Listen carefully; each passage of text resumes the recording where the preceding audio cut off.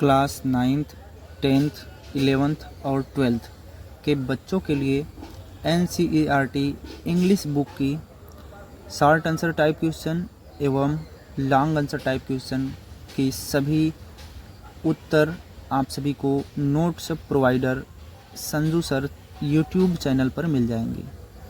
तो जैसा कि आज हम आप सभी के सामने class 12th the last lesson का class 12th chapter number 1 the last lesson जो कि प्रोज से संबंधित यह चैप्टर है, उसका शॉर्ट आंसर टाइप क्वेश्चन लेकर आए हुए हैं आप सभी को प्रश्न और उत्तर समझाने के लिए। आपको प्रश्न और उत्तर एकदम आसान और सरल भाषा में बता दिया जाएगा। तो चलिए स्टार्ट करते हैं। देखिए, शॉर्ट आंसर टाइप क्वेश्चन का पहला प्रश्न है, what was the bulletin board? What was the bulletin board? Bulletin board क्या था? बुलेटिन बोर्ड क्या था? How was it important? यह महत्वपूर्ण कैसे था? यह महत्वपूर्ण कैसे था? मतलब पूरा हो जाएगा इसका कंप्लीट मीनिंग कि बुलेटिन बोर्ड क्या था। और इसी प्रश्न में दो प्रश्न कर लिया गया है और दूसरा प्रश्न इस प्रकार है कि यह महत्वपूर्ण कैसे था। तो आइए समझते हैं इस प्रश्न का उत्तर। जैसा कि हमने नीचे लिख दिया है पहले से ही, आपको सिर्फ समझना है आसान शब्दों में। तो चलिए समझते हैं। Bulletin board was which bulletin was written on? मतलब बुलेटिन बोर्ड था विच ऑन जिस पर बुलेटिन लिखा जाता था। बुलेटिन वाज रिटेन मतलब बुलेटिन लिखा जाता था, अर्थात सूचनाएं लिखी जाती थी। बुलेटिन बोर्ड पर क्या लिखी जाती थी? बुलेटिन अर्थात सूचनाएं लिखी जाती थी। इट वॉज इम्पोर्टेंट यह महत्वपूर्ण था, बिकॉज क्योंकि फॉर द लास्ट 2 ईयर्स पिछले 2 सालों से ऑल बैड न्यूज़ सभी बुरी समाचारें हैड कम आई हुई थी, and the people came to know और लोग जानने के लिए आए हुए थे, द लेटेस्ट इंफॉर्मेशन नवीनतम जानकारी, फ्रॉम देयर वहाँ से द पीपल लोग, द लेटेस्ट न्यूज़ या द लेटेस्ट इंफॉर्मेशन नवीनतम जानकारी, टू नो जानने के लिए आए हुए थे, फ्रॉम देयर वहाँ से अर्थात बुलेटिन बोर्ड की बात की जा रही है कि वहाँ मतलब बुलेटिन बोर्ड से नवीनतम जानकारी जानने के लिए द पीपल के लोग आए हुए थे। और फॉर द लास्ट 2 ईयर्स पिछले 2 सालों से ऑल बैड न्यूज़ जहाँ से बुरी समाचारें हैड कम आई हुई थी, इसलिए बताया गया है कि इट वाज इम्पोर्टेंट यहाँ इम्पोर्टेंट था, महत्वपूर्ण था। क्या महत्वपूर्ण था? Bulletin board. तो आइए समझते हैं दूसरा प्रश्न। इस प्रकार है, आप सभी को दिख रहा होगा। चलिए थोड़ा सा ऊपर कर देते हैं ताकि दूसरा प्रश्न भी आप सभी को अच्छे से दिख सके, ताकि समझ में आए। तो दूसरा प्रश्न इस प्रकार है, व्हाट डिड एमएमएल से? एमएमएल ने क्या कहा? व्हेन फ्रेंज जब फ्रेंज रीच्ड टू स्कूल पहुंचा। जब फ्रेंज स्कूल पहुंचा तो एमएमएल ने क्या कहा? आइए समझते हैं। When Franz reached to school जब फ्रेंज स्कूल पहुंचा तो M Hamel said to him M Hamel ने उससे कहा। उससे यहाँ पर हिम किसके लिए प्रयोग किया गया है? तो फ्रेंज के लिए प्रयोग किया गया है। तो यहाँ पर हो जाएगा एमएमएल सेड टू, एमएमएल ने कहा, हिम मतलब फ्रेंज से, एमएमएल ने उससे कहा मतलब फ्रेंज से कहा। क्या कहा? काइंडली कृपया, गो टू योर प्लेस अपने स्थान पर चले जाओ, क्विकली शीघ्रता से, कृपया शीघ्रता से अपने स्थान पर चले जाओ। लिटिल फ्रेंज छोटे फ्रेंज, छोटे फ्रेंच कृपया अपने स्थान पर शीघ्रता से चले जाओ। फिर क्या कहें, देखिए, वी वर बिगनिंग, हम शुरू करने जा रहे थे, विदाउट यू, आपके बिना या तुम्हारे बिना, हम तुम्हारे बिना ही शुरू करने जा रहे थे। अर्थात एमएमएल जो भी क्लास में पढ़ाने के लिए जा रहे थे, फ्रेंड्स नहीं आया था, उससे पहले ही शुरू करने वाले थे, इसलिए बोले we were beginning without you, हम तुम्हारे बिना ही शुरू करने जा रहे थे, अर्थात पढ़ाने जा रहे थे या कुछ बताने जा रहे थे। तो चलिए, मैं समझता हूँ कि आप सभी अच्छे से समझ रहे होंगे। तो चलिए तीसरे प्रश्न पर हम चलते हैं। तीसरा प्रश्न भी आपको स्क्रीन पर दिख रहा होगा। तीसरा प्रश्न इस प्रकार है कि what did M Hamel speak first in the class that day about the last lesson. About the last lesson, अंतिम पाठ के बारे में। दैट डे, उस दिन। एम हेमल, सबसे पहले। फर्स्ट इन द क्लास, कक्षा में सबसे पहले क्या बात की थी। ठीक है, एक बार पुनः समझते हैं।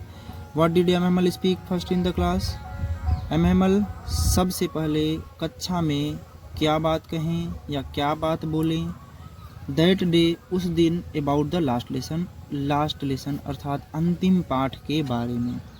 अंतिम पाठ के बारे में उस दिन एम हेमल कक्षा में सबसे पहले क्या बोले। ठीक है, चलिए अब समझते हैं उत्तर को। M Hamel spoke first in the class that day about the lesson. M Hamel ने उस दिन अंतिम पाठ के बारे में कक्षा में सबसे पहले कहा। माई चिल्ड्रेन, मेरे बच्चों। क्या कहें, माई चिल्ड्रेन, मेरे बच्चों। एक बार फिर से यहाँ से समझ लीजिएगा कि एम हेमल दैट डे, उस दिन। अबाउट द लेसन, अंतिम पाठ के बारे में। अंतिम पाठ के बारे में कक्षा में सबसे पहले कहें। माई चिल्ड्रेन, मेरे बच्चों। This is the last lesson, यह अंतिम पाठ है। आई शैल गिव यू, यहाँ पर गिव होना चाहिए, यू होना चाहिए था। ठीक है, लिख लीजिएगा, आप लोग बना लीजिएगा। थोड़ा सा भूल गए थे, लेकिन आप लोग मत भूलिएगा। ठीक है, ये फुल स्टॉप के पहले ही यू रहना चाहिए। ठीक है, यहाँ फुल स्टॉप को हम काट देते हैं और यहाँ पर यू बना लीजिएगा। ठीक है, हाँ। आई शैल गिव यू, मैं जो तुम्हें पढ़ा रहा हूँ या फिर मैं तुम्हें बता दूँगा। ठीक है, मैं तुम्हें ये चीज़ें बता दूँगा, पढ़ा दूँगा। लेकिन यहाँ पर होना चाहिए आई शैल गिव यू, मतलब मैं तुम्हें दे दूँगा। क्या दे दूँगा, अपनी शिक्षा को दे दूँगा। ठीक है, जैसा कि एम हेमल 40 वर्षों से उस विद्यालय में अपनी कर्तव्य निष्ठा का पालन करते हुए आ रहे थे और आज अंतिम दिन था, वही बता रहे हैं कि आगे चलते हैं। द ऑर्डर हैज़ कम, और बता रहे हैं एम हेमल कि ऑर्डर हैज़ कम मतलब आदेश आ गए हैं। फ्रॉम बर्लिन, बर्लिन से। टू टीच ओनली जर्मन, केवल जर्मन पढ़ाया जाएगा या केवल जर्मन भाषा पढ़ाने के लिए ऑर्डर, आदेश हैज़ कम आ चुके हैं। कहाँ से, फ्रॉम बर्लिन, बर्लिन से। इन द स्कूल, विद्यालय में। Of Alsace and Lorraine, Lorraine और अल्सेस के विद्यालय में केवल जर्मन पढ़ाने के लिए आदेश आ गए हैं बर्लिन से। ठीक है, चलिए, मैं आशा करता हूँ आप समझ गए होंगे। अब चलते हैं तीसरे प्रश्न के बाद चौथे प्रश्न के पास। ठीक है, चौथा प्रश्न हमारे पास इस प्रकार है, इसको भी हम समझ लेते हैं। फिर पांचवा प्रश्न से दूसरे पार्ट में हम आपको प्रोवाइड कर देंगे, तो आप लोग इसलिए सब्सक्राइब कर लीजिएगा। आपको एक एक प्रश्न स्टेप बाय स्टेप मिलता चला जाएगा। कोई भी समस्याएं उत्पन्न यदि होंगी तो आप कमेंट कर सकते हैं। तो चलिए स्टार्ट करते हैं एक बार पुनः। क्या है कि चौथा प्रश्न है, what did French think after hearing about the last lesson. French ने लास्ट लेसन अंतिम पाठ के बारे में सुनकर, ठीक है, या फिर ऐसे भी कह सकते हैं फ्रेंच अंतिम पाठ, लास्ट लेसन अंतिम पाठ के बारे में सुनने के बाद, आफ्टर हियरिंग सुनने के बाद फ्रेंच ने क्या किया, ठीक है, फ्रेंच ने क्या किया। चलिए एक बार पुनः समझते हैं कि लास्ट लेसन अंतिम पाठ के बारे में सुनकर या सुनने के बाद फ्रेंच ने क्या सोचा, फ्रेंच ने क्या सोचा। चलिए आंसर समझते हैं। After hearing about the last lesson,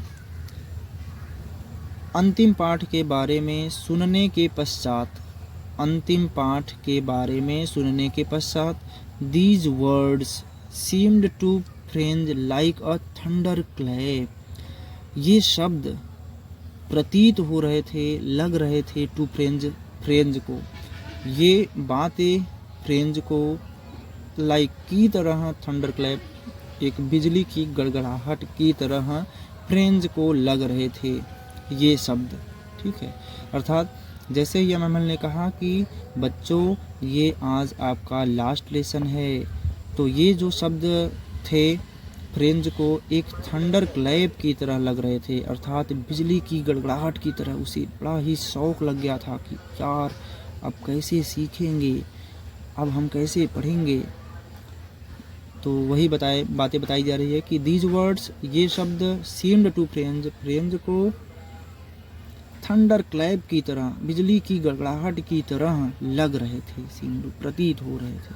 he thought, उसने सोचा, दैट कि ही हैड हार्डली नोन, वह बड़ी मुश्किल से ही लिखना सीख पाया था, वह बड़ी मुश्किल से ही लिखना सीख पाया था। और he should never learn any more the French language, अब उसे लग रहा है कि वह कभी नहीं सीख पाएगा, ही शुड नेवर लर्न, वह नहीं सीख पाएगा, कभी नहीं सीख पाएगा, एनी मोर, इससे ज़्यादा, द फ्रेंच लैंग्वेज, फ्रेंच भाषा को। I hope you are understand very well.